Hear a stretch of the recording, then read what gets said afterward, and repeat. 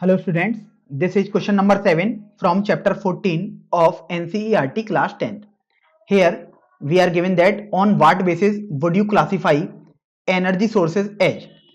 First part है renewable और non renewable. तो देखिए सबसे पहले पार्ट में आपको रिन्यूएबल और नॉन रिन्यूएबल सोर्सेज के बारे में बताना है। तो देखिए रिन्यूएबल सोर्सेज क्या होते हैं आपके पास? दीज आर दो source that replenishes in nature is known as renewable source of energy. Example of these sources are sun, wind, moving water. मतलब जिनका हम बार बार यूज कर सकते हैं वो हमारे पास रिन्यूएबल सोर्स ऑफ एनर्जी कहे जाएंगे। नाउ नॉन रिन्यूएबल सोर्सेज, तो नॉन रिन्यूएबल सोर्सेज देख लेते हैं आखिर कौन से होते हैं। तो नॉन रिन्यूएबल सोर्सेज आर दो sources that do not replenishes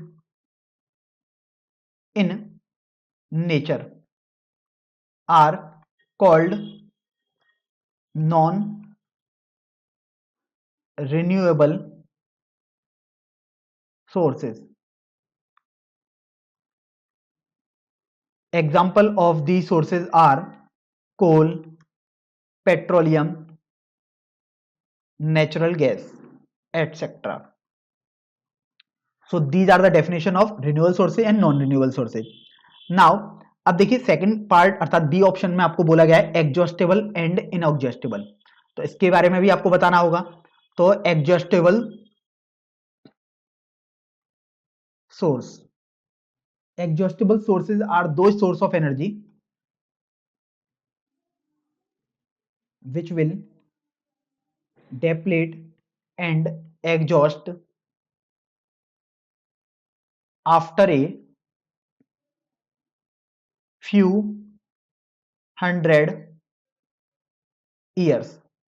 अर्थात वो एनर्जी सोर्सेज जो कुछ सालों बाद एग्जॉस्ट हो जाएंगे अर्थात खत्म हो जाएंगे उनको हम एग्जॉस्टेबल सोर्सेज बोलेंगे। Example of the sources are coal, petroleum, etcetera. Now coming to the inexhaustible sources, those sources of energy which will not exhaust in future। मतलब जो सोर्स ऑफ एनर्जी फ्यूचर में एग्जॉस्ट मतलब खत्म नहीं होंगे उनको हम इनएग्जॉस्टेबल सोर्सेज बोलते हैं। These are unlimited. Example of inexhaustible sources are biomass etcetera. तो देखिए आपने इन दोनों को तो क्लासिफाई कर दिया है यहां से। अब देखिए आपको बोला गया are the options given in A and B are same. तो आपको बताना है क्या ए और बी में जो ऑप्शन आपको दिए गए हैं वो सेम है। Then yes, options in A and B are same.